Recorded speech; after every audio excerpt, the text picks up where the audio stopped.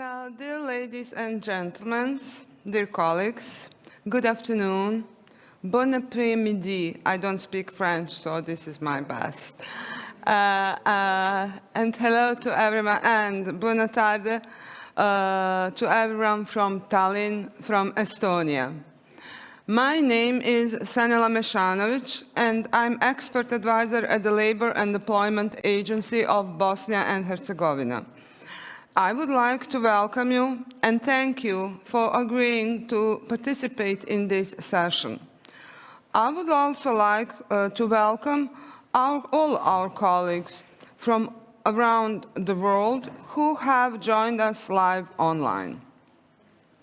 I would like to take this opportunity to thank WWC and to the Public Employment Service of Estonia for organizing this event and for inviting me to moderate this session. On beginning, I have to say that I have three challenges today. First one is to stay within the time plan. Second one is to cope with the new technology. And the third one is the after-lunch mood. So I'm sure and I hope and I ask from you to help me and to support me in fulfilling the goal of this session. During the last 15 years, our public employment, and when I'm talking about time, I have to read because that is the only way for me to stay within the time, within the few minutes. So during the last 15 years, our PES organizations had to adopt significant and rapid structural changes which labor markets were undergoing due to the global economic crisis which started in 2008, technological development and globalization, demographic change such as migration and aging of population in high-income countries and growing number of youth in low-income countries, and ultimately due to the climate change which poses significant challenges to labor and employment.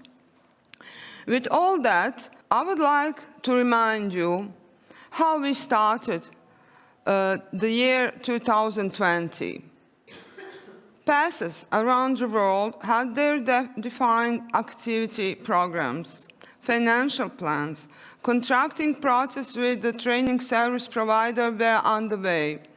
Active labor market policies and measures were ready for implementation. It was the usual start of business year for all of us, with many activities ahead. And then, out of the blue, without any warning, Corona hit us with full force. A hideous black cloud hovered over the globe, and all of a sudden, all plans had to be suspended.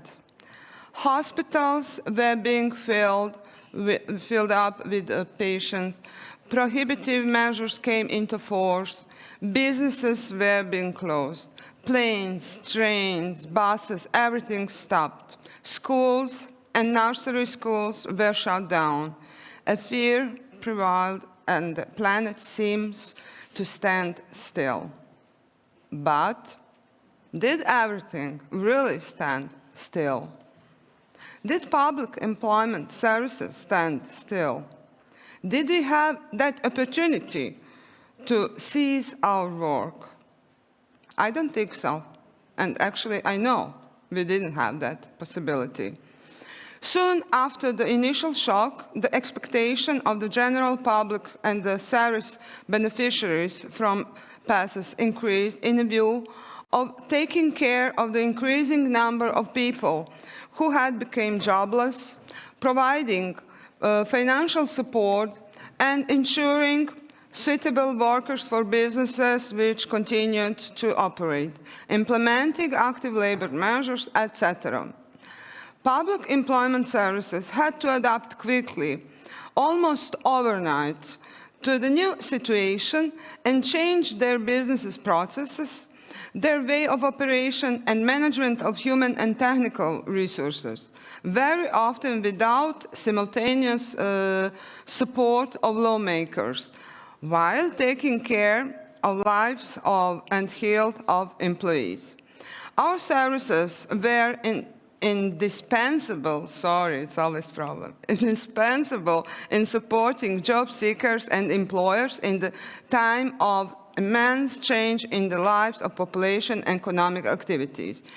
During the hard and challenging time, which is now behind us, I really do hope, behind us, we had to be very creative in fulfilling all our tasks and addressing the pressing problems. PES had really proved to be highly innovative in their work, in particular in the use of data and communication channels. The state-of-the-art technology has really helped us to face the problems and support our clients. Nevertheless, it turned out that nothing can replace the immediate physical and human contact, and that is what we will have to take into account in the future. The challenges we faced and experiences we gained are valuable because the effects of the pandemic and most recently of the security situation in the world do not allow us to rest or slow down. Public employment services must be at alert and constantly observe the changing labor market's needs.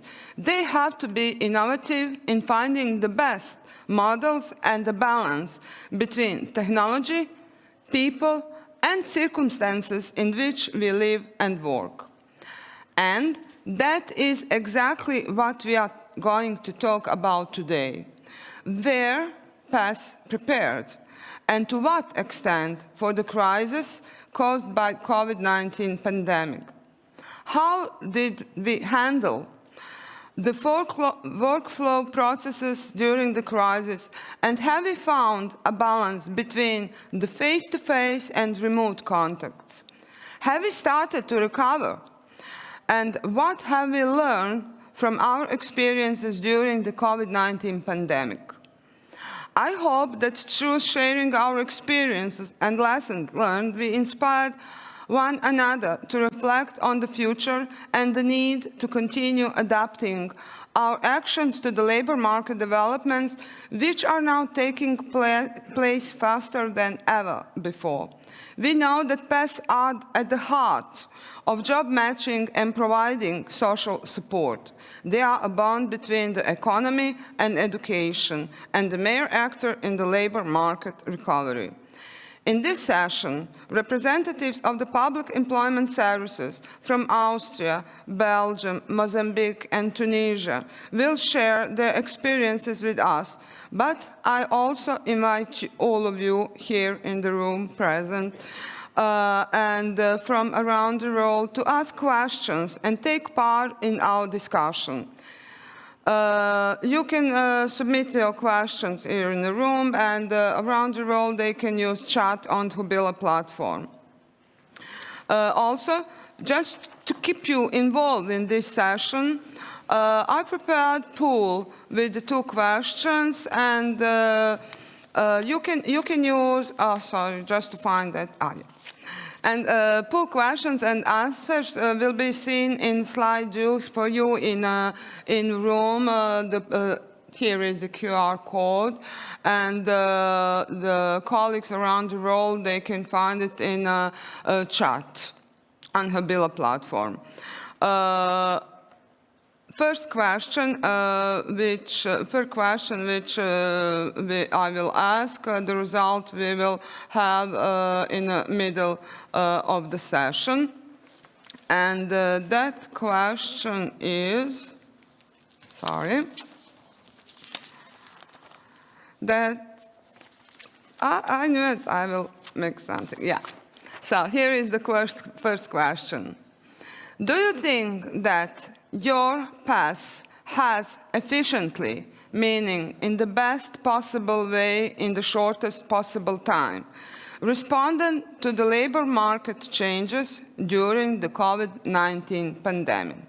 You can answer yes, no, and to some extent. So your answers will be analyzed and we will have result in the middle of the session. I would like to invite our next speaker, Ms. Caroline Mancel from Belgium, who will present us organizational response in uncertain times, how participative management and the new way of working have provided an agile environment facilitating the resolution of COVID-19 crisis challenges. Ms. Caroline Mancel has been acting as Director General of the Actiris Brussels Public Employment Service since June 2021. She started her career in the International Relations Department of the Brussels Capital Region, where she was head of the Multilateral Relations Unit for 8 years, after which she was for 2 years Deputy Delegate at the Permanent Representation of Belgium to the EU. During the Belgium EU presidency, 2010, her primary mission was to prepare and coordinate the activities in the field of research. After that, Caroline was the advisor for research and innovation for the Minister for Research of the Brussels Capital Region. In 2014, Caroline joined Actiris as Director of Employment Department. She was 2016 appointed until June last year as Deputy Director General. Ms. Caroline Mancel holds 3 master's degrees, 1 in translation, 1 in public management, and 1 in European studies. A really rich career, which is why Mrs. Mancel is a real interlocutor on our today's topics. Please take the floor. Thank you. And this is for your presentation, if you need. Je vais parler en français, donc voilà. Tous ceux qui ont besoin d'interprètes, soyez prêts. If you need interpretation, then please voilà, pick up merci pour l'introduction. Donc je viens de la Belgique. Thank you for this introduction. Yes, I'm from Belgium. Belgium is a small country, but despite that, it has quite a complicated structure. De 3 régions avec des réalités économiques très différentes. Donc on a dans le nord la Flandre, where the economic situation is quite different in different regions. La région de Bruxelles, pour laquelle je travaille, et toutes les régions ont des réalités économiques très différentes. Et c'est pourquoi on a rendu les régions compétentes pour élaborer every region is different, and that is why also every region has its own competences and they can also pursue their own employment policies. In the Brussels region, we have a specialty as well. We are not dealing with training issues because we are a bilingual region speaking both French and Flemish. 2 of the 3 state languages, German is the third one. Qui concerne la formation et bien entendu avec les autres instances fédérales on collabore in aussi training matters pour and obviously with other chômage, federal departments when it comes to payment of unemployment benefits, because this is not our competence. 1440 agents. On ne fait pas tout seul, on travaille en étroite collaboration avec 200 partenaires. And we are not doing everything by ourselves. We have about 200 partners Nous avons 18 with whom we antennes have locales entered into au sein de partnership Bruxelles et un agreements. siège. We have 18 local offices in Brussels, Un budget and you annuel can also see the photo of our headquarters in Brussels. Qui inclut des mesures d'emploi. And our annual budget is 705 Nous avons 85 700 chercheurs d'emploi actuellement. Et nous fournissons aussi de l'aide aux 85,700 job seekers, and we are also actually offering help to employers, which in the Brussels region are 35,000. So we match the job seekers and employers. Today I'm going to tell you how we have been using this participatory management in order to find solutions to our problems in the course of the pandemic. La courbe du deuil de Kübler-Ross. And I'm using here parce qu'on peut vraiment comparer cette crise de la Covid à un genre de deuil. Kübler-Ross theory to explain this to you. We could explain this pandemic like mourning, where you move from shock to acceptance. Let's start from the shock. Pandemic arrived. The 11th of March, the epidemic was declared as a pandemic. What happened? We sent our employees home immediately. Everybody had to engage in remote work. Well, it took some time, obviously, to get going, to set everything up so that everything would work. Since the very beginning of the pandemic, we also established such a crisis barometer, which was based on the different colors from red to green. The red meant closing the whole society, and green was a safe environment, a safe color. So this was the first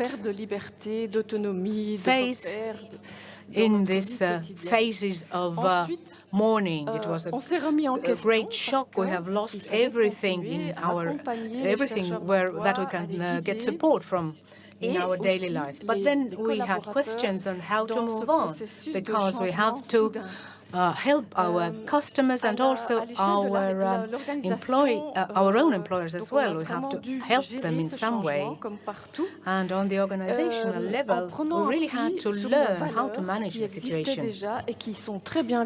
And we followed our values, which we all know very well: respect, cooperation, and orientation towards solutions. These are our values. We have to trust ourselves. And thanks to our expert knowledge, thanks to our specialist teams, we could really move on.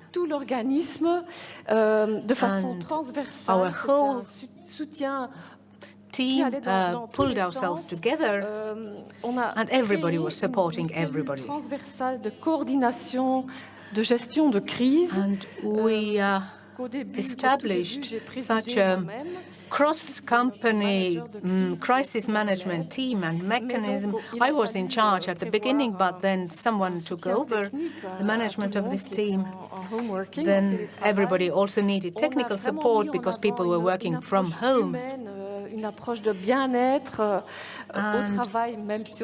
We put human values and human beings first. Even if you work from home, we have to think about occupational health, among other things, and everybody had to feel well. The management was always along. I contributed as well. So at the beginning, it was quite stressful, but I'm sure we were all stressed at the beginning because we truly wanted everyone to feel good, especially our partners and employees as well. And we turned to all our departments. We spoke also with the trade unions, and they also shared with us their problems.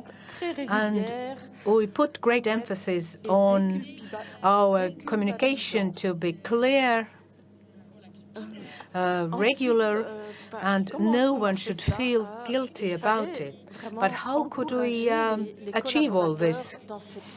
Because we had to really support our own employees in an unprecedented situation so that everyone felt part of the team. So how did we achieve this?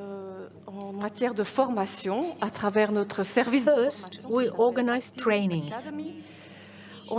We have a department called Actiris Academy, and this is that we used for online trainings, also for the management team, so that to teach the heads of departments how they could manage their employees who are working from home. Then we also had a support unit Among us, we were people who were worried, scared. They couldn't manage their work and private life. So we had volunteers at work who picked up their phone, who offered help and solutions. We also had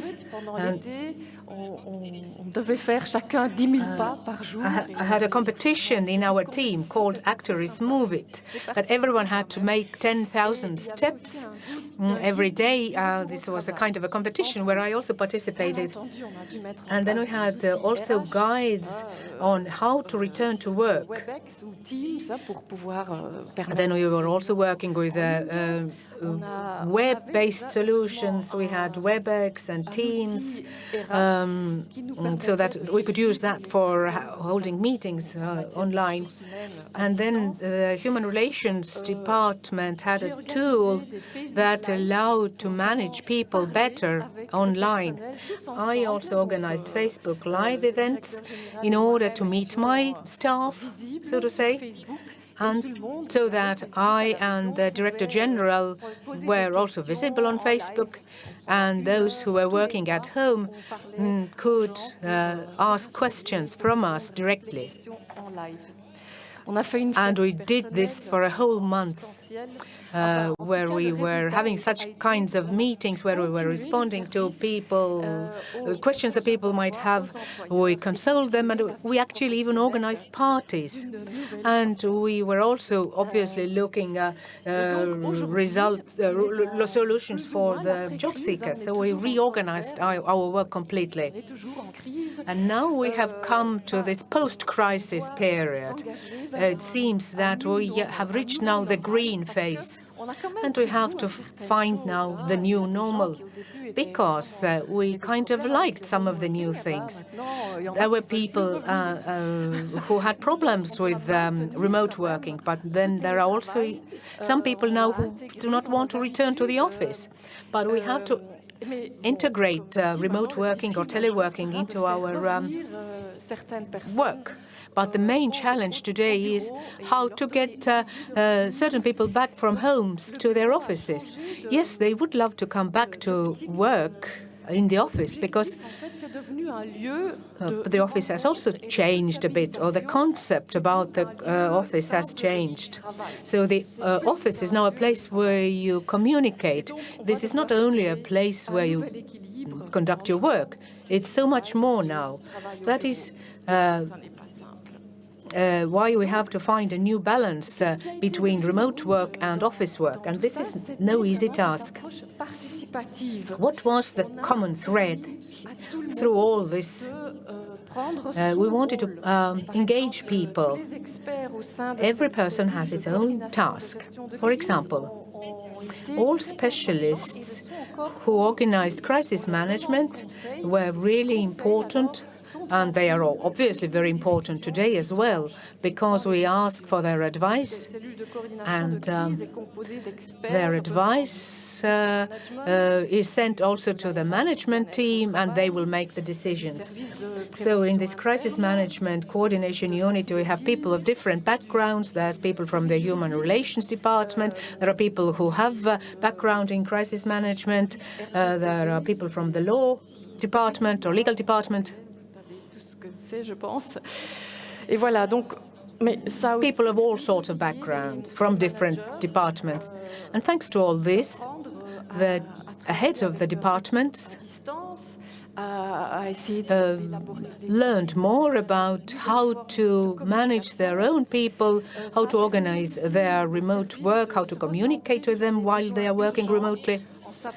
And different departments also got a better idea of what are the priorities, what things have to be completed faster. For example, we sent 4 times more people to work in the call centers because we needed that. They used to work in different branch offices before, but all of a sudden we had to send them to the call centers.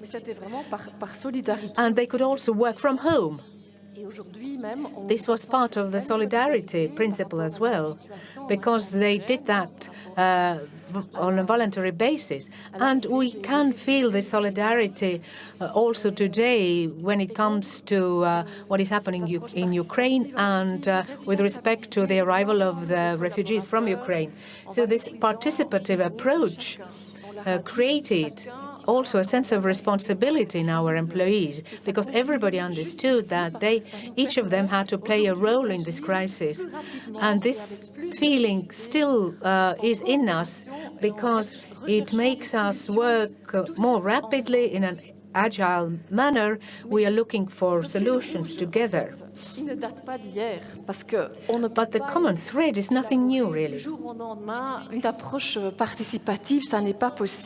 We cannot just figure out participative approach all overnight. It's not just possible. We've been organizing pilot projects for years in order to implement such work culture and involve everyone.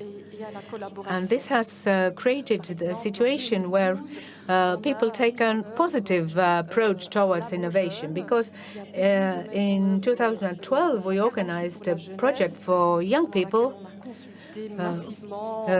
related to the youth guarantee, and many Actiris workers were also participating in this work, and also our partners, in order to develop strategies that are related to this youth guarantee program. In 2014, I worked in the employers department, and I organized a kind of a cafe day, a world cafes, where we were learning together how to communicate better with our clients. And again, our core values, respect, cooperation, and orientation towards solutions. We developed these values all together as a result of our cooperative work. In 2016, we developed a new management contract, and we are going to revise this once again this year, but it will be also following the participatory approach, which means that our team is always along and working with our strategy. And everybody is accustomed to this, and if someone is left behind, they are worried. So we organize hackathons and other things, and we do all sorts of things together. And this is where I end my presentation. Thank you. If you have questions, I would really love to hear them. Thank you very much for this presentation, and all these activities, about all these activities. Unfortunately, the speaker has no microphone. Last period. But I would like to ask you, is the organization of work which you have just described to us any different to the one you had before pandemic? If yes, then to what extent and how long did it take you to establish new working regime and start carrying out all your activities? Just shortly. So was that sharp changing, or you? La grande différence, c'était le home working, mais grâce au fait qu'on avait déjà cette approche particulière. Well, the biggest difference was in teleworking, but as participatory approach was known before, then the transition was smooth and quick. Everybody was present. We were able to identify solutions in technology, in legal issues. Well, really, it was a major change, but we were able to find a quick solution. Well, I guess it took us about a month before it all was really smooth. Thank you. That was great. Thank you. Okay, we will move on. We will try to use technique again. This time I invite our next speaker, who is also not with us today in Tallinn, but thanks to technology, he is participating in this live session.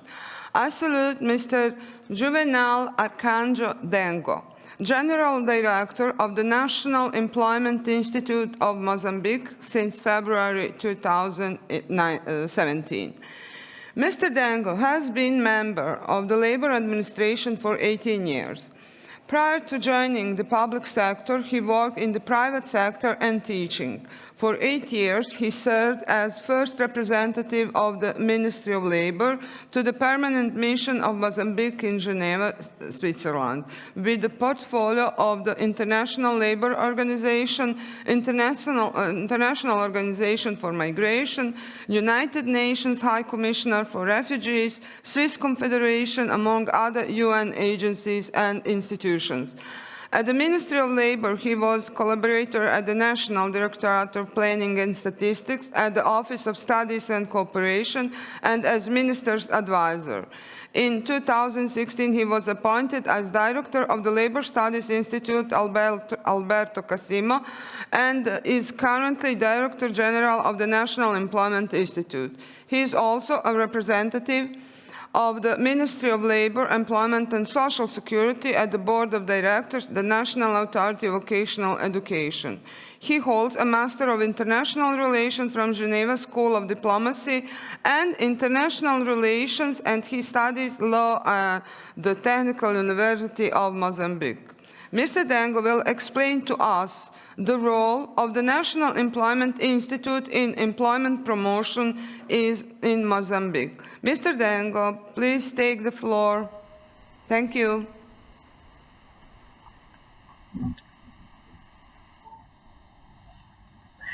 Hello, Mrs. Sanela, Madam Moderator, dear colleagues, panelists, and also participants. It's a real pleasure for me to be part of this important meeting that discuss the role of public employment service. From Mozambique, you have a warm salutation to all of you. Our Minister of Employment and Youth is saying hi to you all. And it's important to say that our President defined employment as the main issue of his governance. That's why he created an institution that is Secretary of Youth and Employment. Our country, Mozambique, has a majority of people, young people. So the government of Mozambique takes a lot of importance for youth and also employment.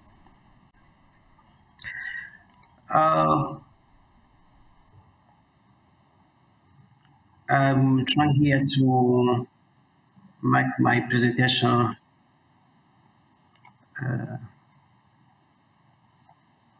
okay, yeah. What I will share with you is our public employment service in Mozambique. Will indicate measures adopted to solve the constraints related to COVID-19. Will also bring the impacts of COVID and the function of institutions, as well as the lessons learned.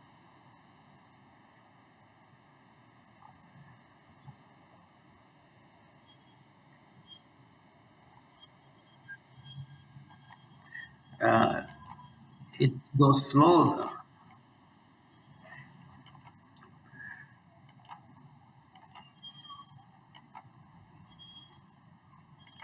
Well, I don't know whether you can follow the slides. Yeah, our institution was created in 2016, and is under supervision of the Secretary of State for Youth and Employment. And we have our delegations in all countries. We have 20 job centers where we have our principal activity, intermediation between demand and offer of employment.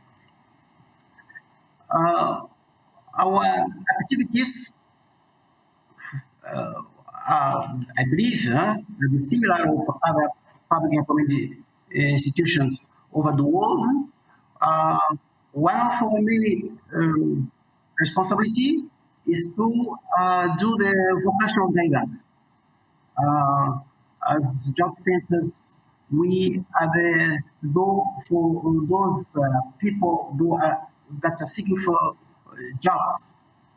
So we have this responsibility to guide young people that are coming from educational institutions that they don't have a clear idea of the jobs that they can apply for and what areas they can follow. As we know that jobs are a few in our days due to the technologies that really reduce the capacity of placement for those seeking for jobs. And we have also this responsibility to help employers and to find the people that really respond to the requisites that they need to their jobs. We have also the responsibility to implement different measures or policies active for employment. We consider this area one of the important areas that we are dealing with because the companies cannot absorb all young people. In Mozambique, data indicates that around 500,000 people are joining the active age. This means that all these people must get jobs, and it's not possible. So we implement specific measures that can mitigate the lack of jobs. We also have responsibility to collect data related to employment. We have also responsibility to regulate programs related to internships. Let me tell you that last week we launched a new decree, a new regulation related to employment program. It is one of our main activities as National Employment Institute. I have some difficulty here to move forward.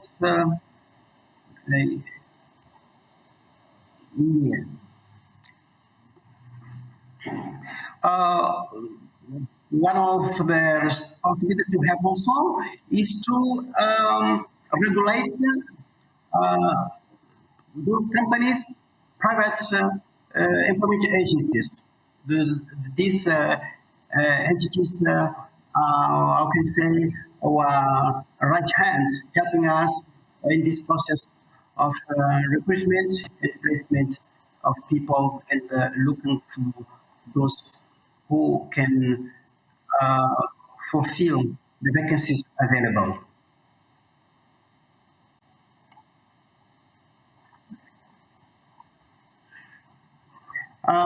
We have also activities related to job fairs. Is one of activity that we find very important to gather those who are directly or indirectly related to promotion of employment. In terms of self-employment, we have a program named Programa Meu Kit, Meu Emprego. This means my toolkits, my job. Through this program, we can help many people, youth, to have a job opportunity. So this slide can illustrate what we do concerning this program, Meu Kit, Meu Emprego, my toolkits, my job. We allocate different toolkits for those youth that had trained. They were prepared to work with these different materials. So after training during 6 months or 1 year, they can apply to receive different instruments. So in their places or in different incubators that we have, they can start their activity.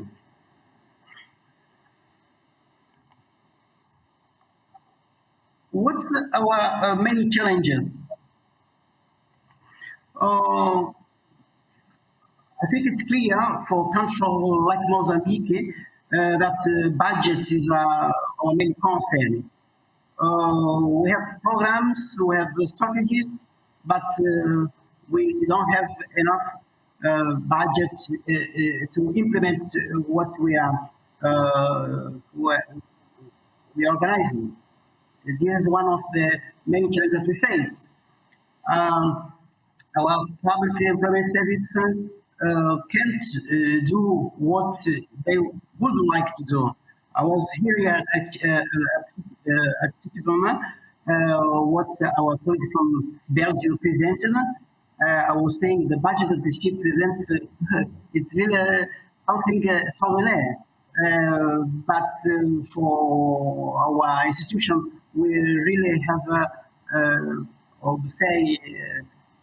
we don't have real budget to implement our program.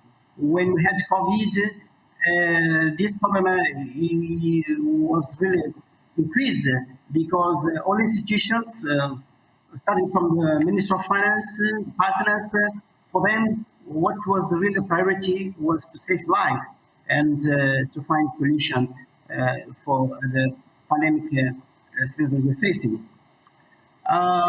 We have also a challenge for public employment service or job centers because companies, identities are using their system to recruit. So we don't receive enough offers so we can identify candidates to fulfill vacancies that are available. So our task, our responsibility find difficult when we don't have enough vacancies available in our public employment service. I didn't mention here, I present here in this slide, but I could mention also that since 2016, the government is not hiring new people. So we have also this lack of people in our different job centers, those who can work and respond to the needs of people that look for our activities. Continue also with the effect of COVID. This happened in all countries. Mozambique was not an exception. We had many companies closed. We have people losing their jobs, deferral of investments. All these situations really affected deeply to the function of our public service. So what did we do to mitigate as a government? The government identified budget to help the small and medium companies to have some budget at their treasury, so they could maintain the possibility to pay workers and not to put everybody out of their companies. Also, we define a budget to help companies to invest, to see how they could keep working, and by this, keeping people at their workplaces. And in terms of social support, there was also programs that could help people to have some budgets so they could have some money to face a COVID situation. And finally, we embarked at digital platforms. We introduced a page, a website. We introduced a job portal.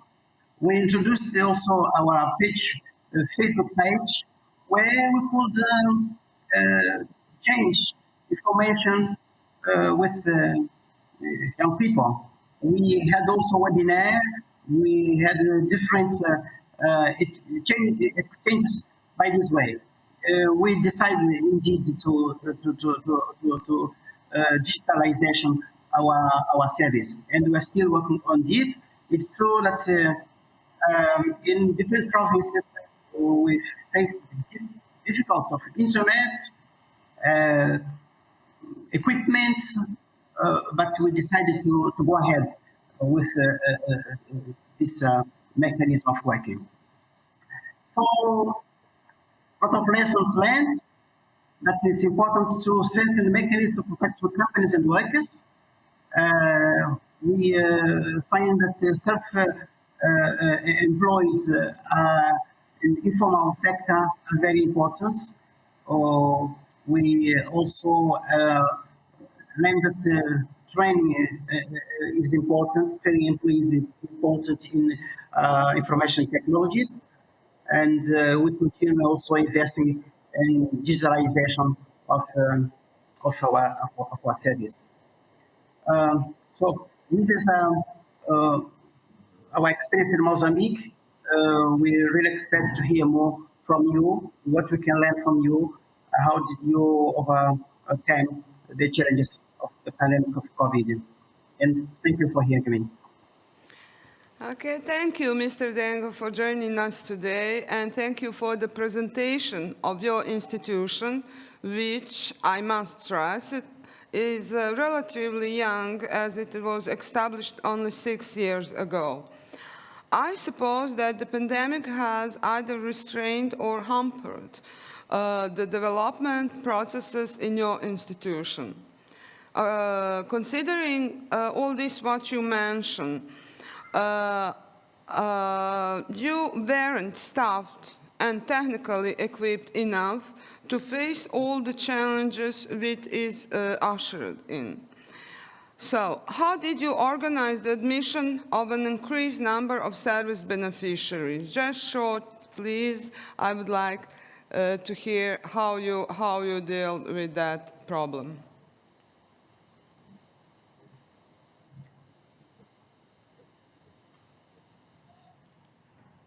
Well, it's really a challenging situation for us. As I mentioned in my presentation, the government, considered that the priority during pandemic period was to save life, to get vaccine for people, and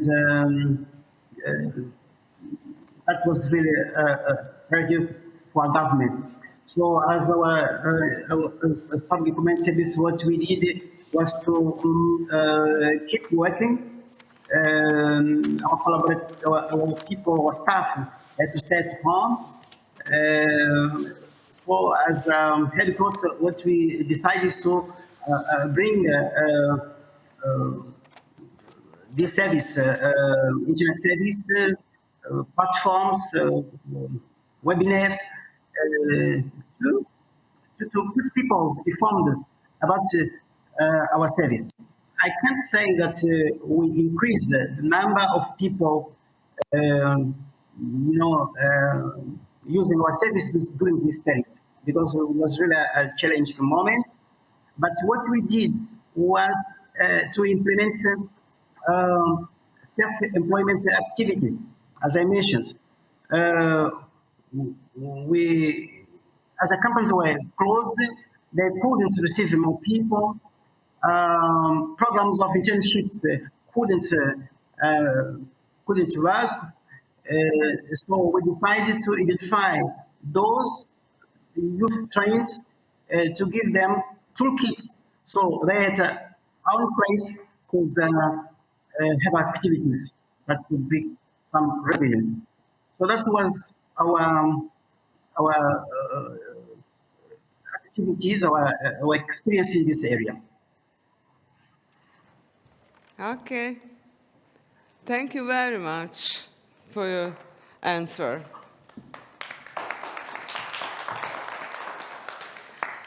Do we have pool answer? Yes? Okay, you can see on the screen. Our question was, so tonight you can do it your own. And yes, all answers were positive. So is that? I don't have anything to say. And except congratulations to all of you. I will ask a second question for our pool. Will you continue to provide job search counseling to your clients online after the pandemic? Yes, no, to some extent. I know what you will answer, but it's okay. And we can continue. Today here with us is one more wonderful lady. I salute our next speaker, Ms. Férihane Korbi Boussofara, Executive Director of ANETI, National Agency for Employment and Self-Employment Service of Tunisia. Before she was appointed as Director of ANETI in 2020, Ms. Boussofara was in charge of a mission for the Minister of Sport, Youth and Professional Integration, and for more than 25 years taught at the Faculty of Economic Sciences and Management of Tunisia in human resources, personal development, and entrepreneurship. As a devoted believer in the importance of role of civil society in professional relations, Ms. Boussofara, I'm so sorry, has committed herself in the associative sector. She is the founder and director of the Career and Competence Certification Center of the Faculty of Economics and Management of Tunisia, member of Tuna Association, which campaigned for non-violence in educational establishment, as well as the founding member of the treasurer of the Sport and Cultural Association of the same faculty.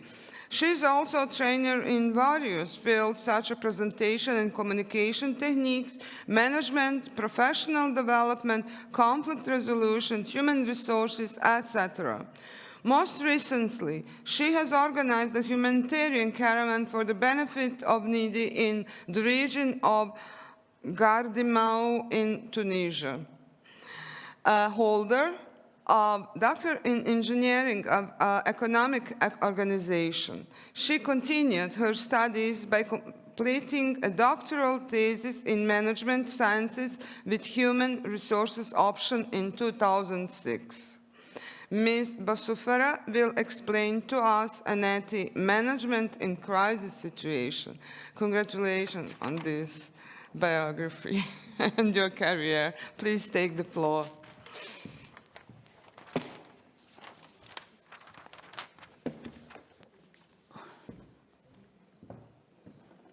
Bonjour tout le monde. Je vais parler en français. J'ai plus de facilité. I'm going to speak in French because this is easier for me to express myself. Maybe a few words that I would like to correct. I'm not actually working in the sports ministry. I was just in the labor ministry. And I'm not an engineer, but I have a master's degree, or rather doctoral degree in management. So that I'm not an engineer. But when it comes now to ANETI, our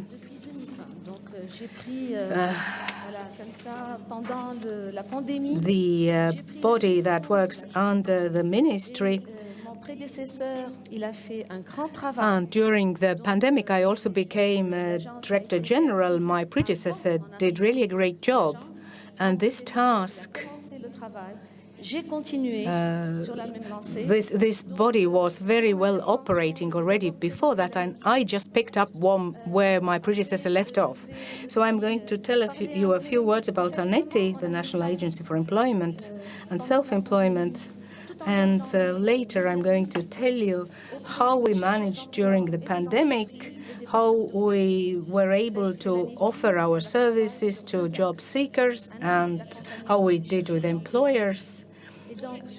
So we had a dual approach. We were working both with the job seekers, and we matched them with employers. And secondly, we also organized projects. Let's speak a few words about ANETI, our employment agency. It is true. I have to also show you the slides. So, ANETI, what do we do in our agency? I'm not going to give you too many details, but we want to animate the labor market in the whole country, but also outside, because we do have 2 offices in the Near East and 1 also in France. We share information about employment. In state bodies, a lot of work is being done, but very little is done by way of communications. So they do not know what we are doing, although this information is all available publicly and free, both for job seekers and those offering jobs. We have also carried out different programs. And in Tunisia, actually, there are 3 main programs for salaried workers, which include different scholarships, also to those who want to change their jobs. And this is actually one of the strengths of our agency, that we help the job seekers. I wouldn't want to speak about the unemployed, because this is a word that has a connotation of passivity, but job seeking means an active activity. We're also developing entrepreneurship, and we help our entrepreneurs to start up businesses, give them advice before they start up, and they also continue offering them trainings after they've created their businesses. And we have also various scholarships for that. And we also help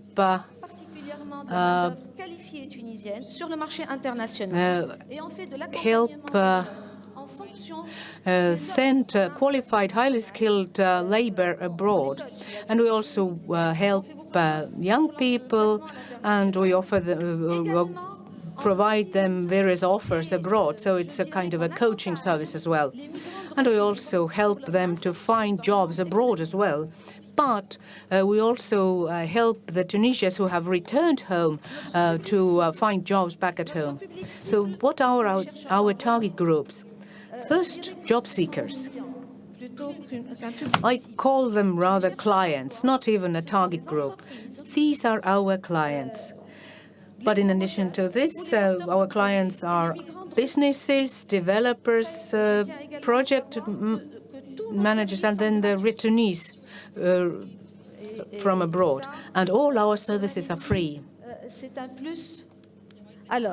And this is one of our strengths. We have offices all around Tunisia, more than 90 of them, that help job seekers find jobs from the moment when they turn to us up until they find jobs. Then we have 21 entrepreneurial areas and then we have 7 service centers that offer various services. For example, we help the job seekers to find jobs, for example, in faraway areas. You may not know this, but in Tunisia, a lot depends on where a person is living. So in our agents, we want to help those people find jobs who are not living in the centers. And the pandemic actually helped us move on with digital issues, which helped service providing for us. And we have to continue doing this. These digital issues will have to be developed faster. And then we also have 2 representations abroad. What is our vision for 2030? The vision, my predecessor came up with a vision. He thought about this, dreamt about this, and started implementing it as well. So when I took over, I continued developing this project, because this idea is very dear to my heart. So why I am mentioning this vision within the context of pandemic? Because the pandemic helped us actually move on faster with our plans, especially as regards the digitalization program. And we could also offer our services faster, both to enterprises and job seekers. So what is our vision like for 2030? During the pandemic, we tried to establish a system inside our agency so that everyone knew everything. So it was a joint information sharing system that we wanted to create. So we shared information via digital channels as best as possible and as much as possible. And actually, before the pandemic, we didn't even have Facebook page or account. Or if we did, it was just a rudimentary one. But every office created their own Facebook account during the pandemic so that they could use Facebook for communication with their clients and other communication ways were also found on the web, online. And our office has its own budget, and that makes them autonomous. And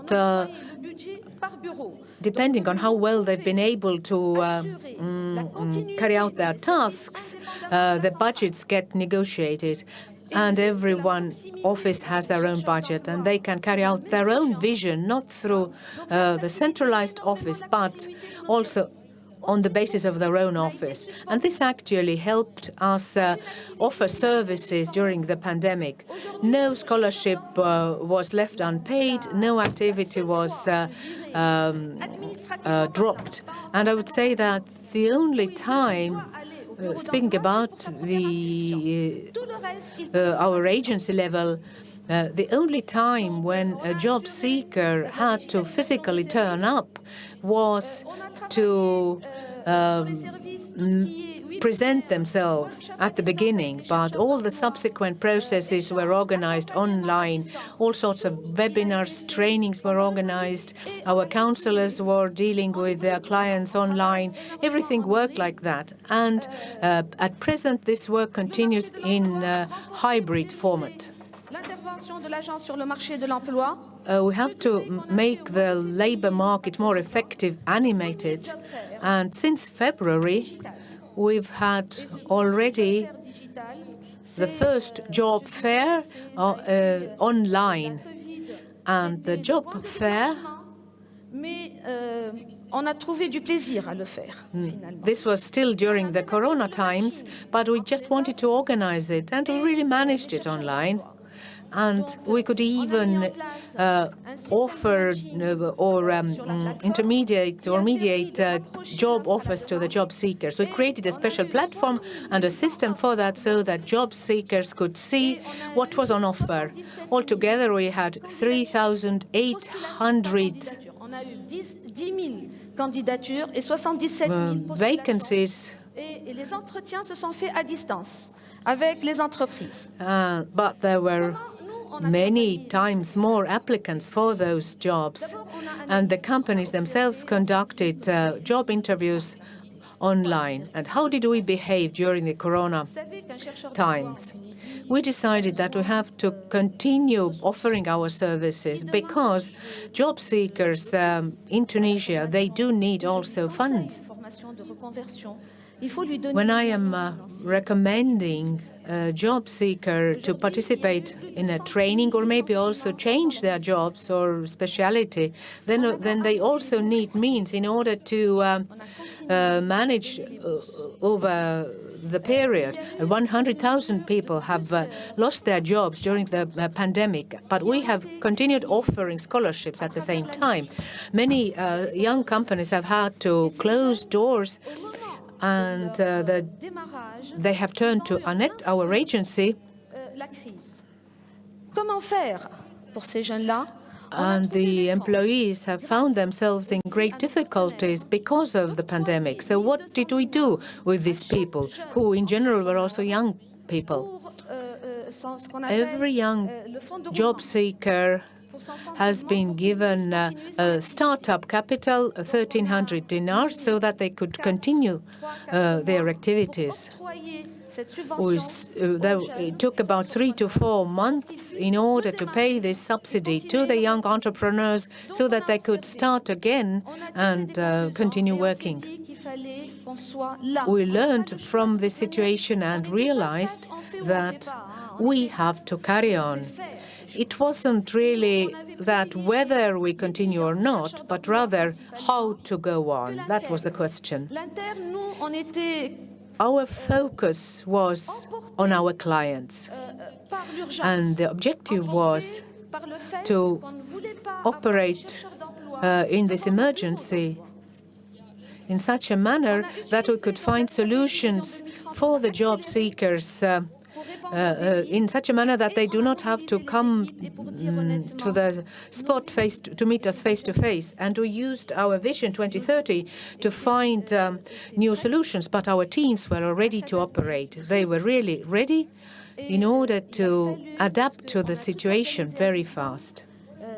We organized everything via using computers, and we also have meetings today over the web, so we find solutions. We also find ad hoc solutions, and we try to adapt to the circumstances.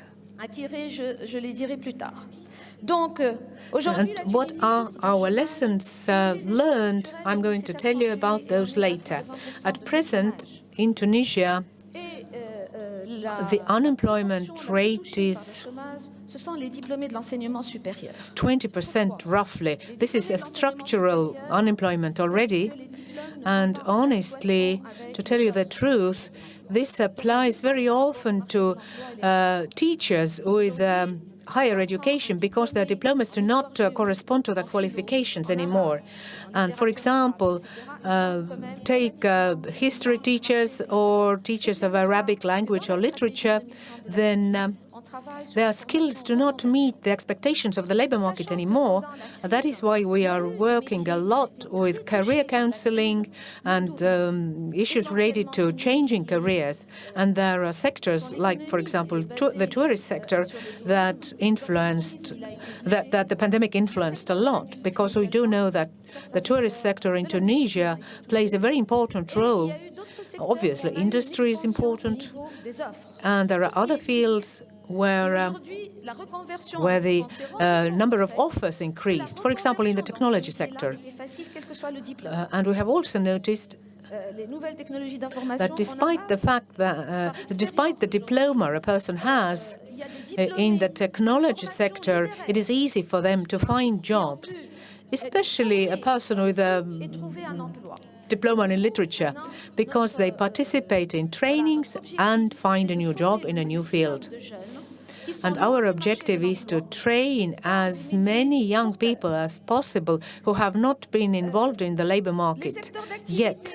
And they should learn skills that would help our economy to develop further. And the tourist sector, textile sector, the manufacturing sector, they all suffered a lot. For example, the textile industry sold their goods abroad. They exported their goods. I'm sorry, I have forgotten to forward my slides here. The number of people who were laid off has also grown. And I mentioned that 100,000 persons had lost their works, and many have found bite-sized employment, but not regular employment. And when we look at statistics, then you can see very well how the pandemic influenced us. We're looking at the end of month and the number of job seekers at the end of month, and you can see the first column shows that the number of offers has dropped. The number of different employment programs has dropped just because there are fewer offers, and the number of micro-enterprises has also decreased because ever fewer of them get established, mainly because our trainings are cyclical, and during the pandemic we could not organize certain sorts of trainings because it was impossible using online methods. But now we are developing a new platform so that we could move on with this as well. And we have many programs and mechanisms that we have developed in order to find novel solutions that would help us manage the crisis. And I think that we all could be very active, but not proactive. We were reactive, actually.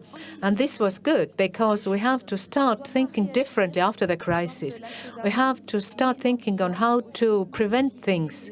And we cannot just react to changes in the future. We must be able to foresee them because the world keeps changing all the time. The management in ANETI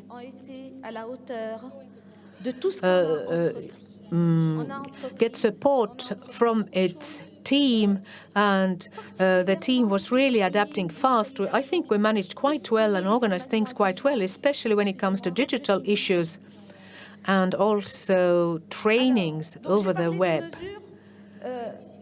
I spoke about the different measures, but it seems to me that the main lesson from all this was that we have to be able to adapt fast. And we must be able to use our human resources in an effective manner because we all have relatives who might have difficulties. And what gets us motivated is also the emotional side of life sometimes. And everything that has to do with technology, we had to make use of all the technological measures and means. For example, if there was a problem, then we had to, when someone from a department offered a solution, so the reactions were very good and fast, and we were able to continue providing our services. So this is really important in this context. Thank you. Thank you very much. I would like to apologize for mistakes, but that reminds me on the movie Lost in Translation, because I'm sure we missed something between your French biography and my English biography. So I apologize and thank you for your correction. And thank you for your presentation and the opportunity to become more familiar with your institution and activities it carries out. You have mentioned in your presentation that one of the measures under Strategy 2030 is providing grants to promote employment and improve employability. So can you tell us, short, on what grounds did you decide what is needed for unemployed people need to facilitate their employment? Have you taken a special analysis of employers' need, or do you extract this information from your regular contact with employers?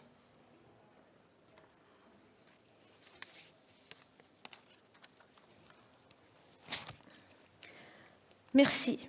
Alors, en fait, il y a plusieurs sources d'informations. D'abord, il y a une enquête qui a été Thank you very much. Actually, there are a number of information channels from where we get the knowledge. There is an analysis at the World Bank conducted among 2,300 companies to identify what kind of competence they need. We also conducted our own study in Tunisia. We visited, studied companies, what kind of competencies they need, what kind of people they would employ. And then we drafted a kind of toolkit. We understood that we have to change our system. The competencies we offer do not meet the expectations. So we identified categories from 1 to 6. These categories met the level of job seekers according to the simplicity to find jobs. For example, there may be job seekers on the number 1 who are very difficult to find a placement. Category 6 can do well and find a placement themselves. When we started, there was a lot of kind of vague information, but then we started to organize and systematize the information. Our starting point were job seekers. In a way, we distributed them between modules, and for each type or module, we created a specific toolkit to help them. So I would like to invite Mr. Hiebl now. I am there. Hi again. Can you hear me? So, am I back to life? Yes, we can hear you. Excellent. We can understand you, actually. I would also like to share with you some experience from our crisis lessons learned. And I would like to start with a quick overview of our public employment service, what we are doing, what our responsibilities are. I just need the clicker, so it works. So Austria, for you to understand, is a rather small country. We are about 9 million inhabitants. a very regionalized country, 9 regions, and this is also reflected in our decentralized system of the public employment service. So we have one central office, 9 regional offices, which are basically like strategic offices, and then we have around 100 local offices, which are basically the job centers, so where job seekers and employers are served. For you to know, we are about 6,000 people in staff, and our unemployment rate on average in 2021 amounted up to 8.1%. This is the unemployment rate, which is the register in our own data warehouse. So these are all the people that are registered with our institution. To compare, this corresponds to the Eurostat rate of 4.9%. And this again corresponds to, in comparison to 2020, so the crisis year, a minus 3.4%. In terms of the labor market responsibility, we are responsible as institution for service for job seekers and service for employers, so placements and recruitments. We have to provide information on the labor market, so we are doing labor market intelligence and career information for young people and job seekers. Then we are responsible for management of active labor market policies. We differentiate here between qualification programs, which is basically the training programs that we all outsource, by the way, and nothing in-house. We are also responsible for employment promotion, which is basically wage subsidies, but also programs like self-employment programs. And then we have certain support measures that we also outsource. This is basically intense counseling measures, which is a bit beyond our counseling support from our counselors, but in-depth counseling for those who need a bit more support. Then we are responsible to manage the access of third country nationals to the labor market, which is now very important in the wake of the crisis from Ukrainian people coming to Austria. And then we are administering the whole unemployment insurance, so the unemployment benefits. Okay, I would like to share with you now some 3 immediate effects on the organization. And if you look at this graph here, you can see that in March 2020, when the crisis emerged, we had a sharp increase in the request of unemployment benefits. This curve then goes down steadily, and then 1 year later, in March 2021, when the pandemic made a pause, I would say, and we had for the first time opened the businesses, we had a sharp decrease, and since then quite a steady development of the unemployment rate, but the labor market is quite well performing at the moment. The second immediate effect was the introduction, implementation of short-time work. The Public Employment Service was the main responsible organization for the administration of the short-time work model. However, it needs to be said that we were not the organization that were in the lead of designing short-time work. Short-time work is very particular in Austria. Okay, now the sound is gone again. I hear it's back. Okay. We are not the main responsible organization in designing short-time work, but it is for the social partners, so the trade unions and the employers' representatives, to negotiate and to agree on a short-time work model. This means we had a short-time work model before, which was quite well established. This was used in the financial crisis, 2008-2009. But with the outbreak of the pandemic, the social partners decided for a new regime, which of course was not easy for us to adjust the whole IT system behind the logic. Second, there was an unprecedented high amount of applications. When you see at the graphs, in April 2020, the number of workers in short-term work schemes amounted up to 1 million. I think it was even 1.2 million at the highest peak, and this was compared to the previous high numbers in 2008-2009 by 10 times more. So an amazing amount of people asking to be under the short-term work arrangement. This also reflected in problems and challenges in our own organizations, because this meant that there was a high need for colleagues in AMS to deal with these requests for short-time work. And of course, there was only a limited number of colleagues that were dealing with short-time work before. So we set up like emergency units, and I myself was working also for this to consult employers, tax counselors, trade unions itself, and employers' organization on short-term work. So we set up a quick training program for us. We created a wiki with Q&As to train people like me that have never worked before in short-term work, how to manage and how to best advise the employers with this program. We also brought in external expertise, which was mainly people from the finance ministry or the financial offices. But overall, you can also see the number declined quite steadily. Then, of course, we had these curfews, these lockdowns, and here you can see in this development of the figures, basically how the labor market developed according to the government's restrictions. We still have people now in short-term work, so it's still running. It's not many, but it's still difficult to fade out the system, and I think we will also continue, and we will see then in autumn how the program will continue. The third immediate effect on the organization, compared to many other public employment services in Europe, our offices remained open.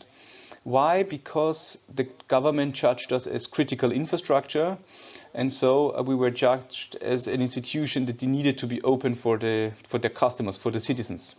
However, we advised people not to show up in the offices, but to contact us via phone. This meant, okay, the slides are gone now. I don't know whether you see them, but I cannot. They are back, yeah.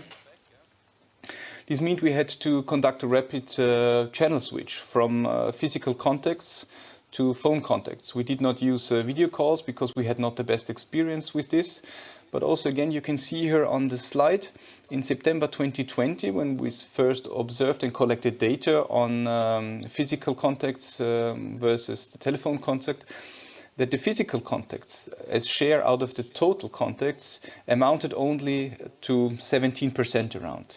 And we need to say, before the crisis, we were at 100% physical contacts. Again, you can see here on the development of the graph that in October 21, we were back to 54%, and then again a bit of a decline, and now stabilizing with 45, close to 50%. So we are not back yet to 100%, but we will see how this develops. And there is also, I have to add, some diverging how can I say, ideas in our institution and how to continue with phone contacts versus physical contacts. Okay, and now 3 lessons learned. I think the first advantage in AMS, and I still believe, because I also voted for in your question whether I believe that we managed the crisis, I think we managed it quite well, given that it was such a shock for us. The first advantage was that we had some quite proven structures and processes in place. When you think of the unemployment benefit application amount, I think it was a very easy task for us because everything was fully digitalized. So it was basically for the machine to decide how fast the applications were delivered or not. And hopefully, we had quite lucky that the machines did work for us in the way we wanted for us. It was a bit difficult with the short-time work arrangement. I already mentioned we had a new regime, so this needed to be adapted.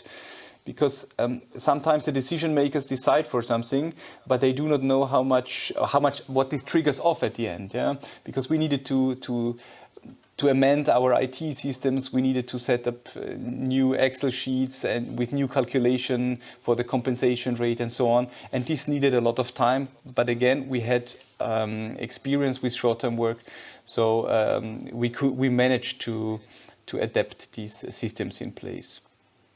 One also is when you focus on a few processes, this means, of course, that you have to prioritize and scale down other processes. And for us, the 3 priorities here were the availability, so remain in contact with the job seekers and the employers to the best possible extent, even when it was only limited to telephone. work on short-time work and on the new, unemployment benefits. This also meant that then we had to scale down others, and which can now be prioritized again, but they were on hold, or more or less on hold. Second lessons learned is the flexibility. When you compare public or private entities, you may know that sometimes it's much easier in the private sector to adapt to some external shocks. In the public sector, this can be a bit different.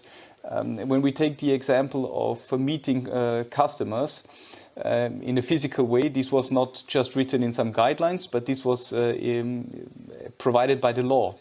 So this means when we change this, or when the government decided to change this, and we can switch to telephone channels, we needed a change in the law, which means you need to have a government proposal and then go through the parliament. And even if this was all conducted in a very quick procedure, this needed a bit some time. So even if we were quite flexible ourselves in the institution, the whole framework and the ecosystem sometimes lagged a bit behind, which was hindering us also to adapt to the situation. I noted down here, before the corona pandemic, people had to show up exclusively and claim their unemployment benefits in the job centers. During the pandemic, this was then switched to an online service with an electronic account, AMS account. And now we are kind of mixture. Yeah? We have an online application still running because this has been proved successful. However, we want job seekers to show up in the offices within a week. The second dimension affected our training courses, our qualification programs. Of course, there were like many courses running, and we had to switch them, or we tried to switch them to online formats, which was not easy because, of course, you can switch a language course, but you can maybe not switch a craftsman course, for example, a welder. This needs to take place in a workshop and cannot take place through homework. Yeah? So not only that you have to design and redesign the courses to adapt them to an online format, you also have to consider the contract design, which is crucial in terms of cancellation of contracts, adaptation, and redesign of the contracts. And then something that was interesting to observe, that even if we wanted to switch and adapt as quickly as possible, the reality was sometimes even quicker. So in the first phase, when you think back of the beginning of the crisis, the most important for us was to secure the jobs and to secure the income of the unemployed. So again, unemployment benefits and short-term work arrangement. So during the crisis, then we said, okay, there is still a lot of people unemployed, and we could not save all the jobs with the short-term work. So our priority was to launch the ever biggest qualification program that Austria has ever seen, in order to prepare the economy in need after the pandemic with some suitable and qualified workers. But then we realized that the recovery kicked in much faster than we had thought. And then we had the phenomenon that many people that were actually needed at the labor market were stuck in qualification courses. So the third dimension then was actually rapid placements, a top priority for us. But it was difficult for some months to do this because many people were still in the qualification programs. And then a third lessons learned, an internal one. We have heard the teleworking arrangement. I think this is, you have the same experience everywhere. The offices remained open, but job seekers, as I mentioned, were invited not to show up in the job seekers. However, to send our staff home in the central offices was tricky, of course, because not everybody had a notebook, not everybody had a VPN. So the infrastructure, even if I think we have a good IT infrastructure, was difficult to provide. And of course, in this time, every public or private entity was buying in laptops and infrastructure. And so there was a big demand for it, and the supply was a bit short. But overall, I think we managed quite well as well here. And teleworking arrangements today are still high on the agenda. We are adapting these constantly, so there is no model, but I observe this in all public entities, in all ministries. Every ministry has a bit of a different regime. Some have 1 day, some have 2 days, some have even 5 days a week that people can work at home. So I think this will take a little time until people will settle in the respective HR units and work out some arrangement that are more or less accepted by everybody. However, the perception of teleworking has changed. Before it was considered a bit problematic, I have to say. Now the image has much more improved and is much better than before. I do not hear the sound any longer, so maybe I'm already kicked out again. I don't know whether you can hear me, but I have a problem now. There is no problem. Nope, okay, then I continue. Okay. And as I mentioned here, there's also still persisting different views on what teleworking arrangement should be pursued. Overall, however, we conducted many surveys in our offices, and most of the colleagues said that the collegiality, the solidarity, especially when it came to this crisis unit working on short-term work arrangement, was the highest value in our public employment service, and the reason why we believe that we managed the crisis as good as we did. A quick look forward. I already said that the crisis prevented some prioritizing reforms, for example, to be conducted, and we will do this now. We will try to learn from the crisis, but again, it's a bit difficult. Sometimes I have the impression that people, even if they want to look back, they tend to look more forward, and the pandemic seems to be already a bit forgotten. So I think we have to be careful and take our time and reflect the lessons learned, to learn from them. We will keep some of the things that we have learned, for example, the career information that we provided for students through online formats. I think these worked quite well, and we are all aware that we can easily keep this. We have a new service delivery model underway. This is basically, from a job seeker's perspective, how the reintegration could work best. So basically the service delivery path in the job centers, and some lessons from the pandemic also will feed and influence into this new service delivery model. And then maybe the most important, I think, it's the digitalization issue. I think we all have learned that digitalization and digitalizing our services is a top priority. Of course, this is a costly endeavor, and I would believe, though, that the negotiations with our finance ministry colleagues are now a bit more easier, and there is a high political commitment that we will continue investments in our IT infrastructure. Okay, this was my very last slide. Thank you very much, and I'm open to your questions now.